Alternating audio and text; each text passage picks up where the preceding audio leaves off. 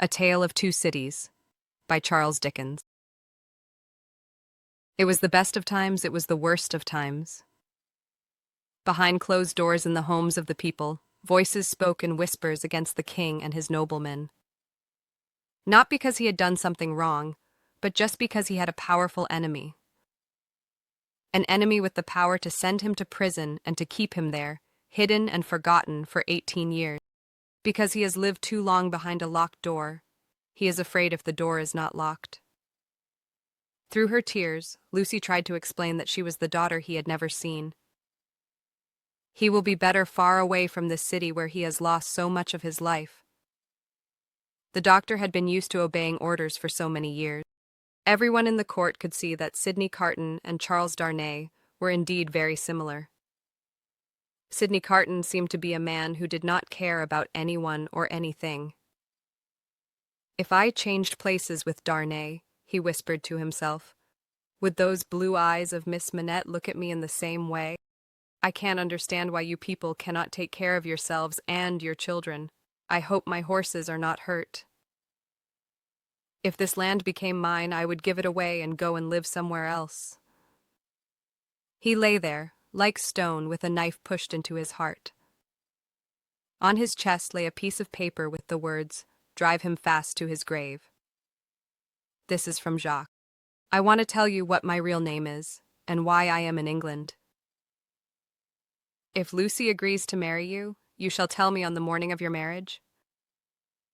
Please remember always that there is a man who would give his life to keep someone you love alive and close to you. But in the hour of my death, it will be a happy memory for me that my last words of love were to you. The soldiers brought him into the village and hanged him, and they left his body hanging in the village square. My wife remembers everything, but more than that, every name is carefully knitted into her work. Nothing can be forgotten. Miss Manette has married the nephew of the Marquis that Gaspard killed.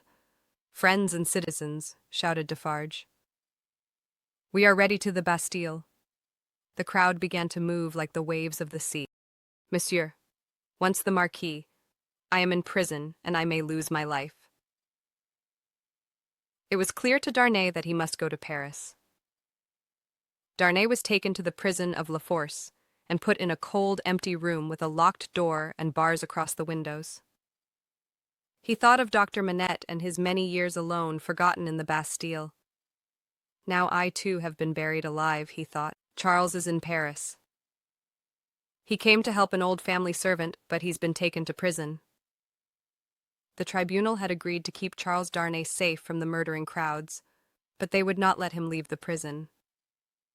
So many innocent men and women had died for no reason, and every day brought more deaths.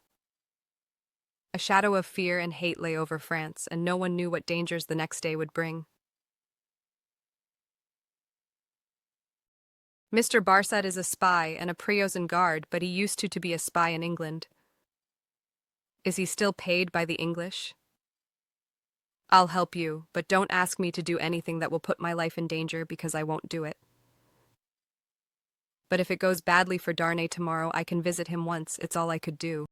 Darnay is accused by Ernest Defarge, by Teresa Defarge, his wife, and by Alexandra Manette, doctor. I call for you and your brother and all your family now and in the future to pay for what you have done.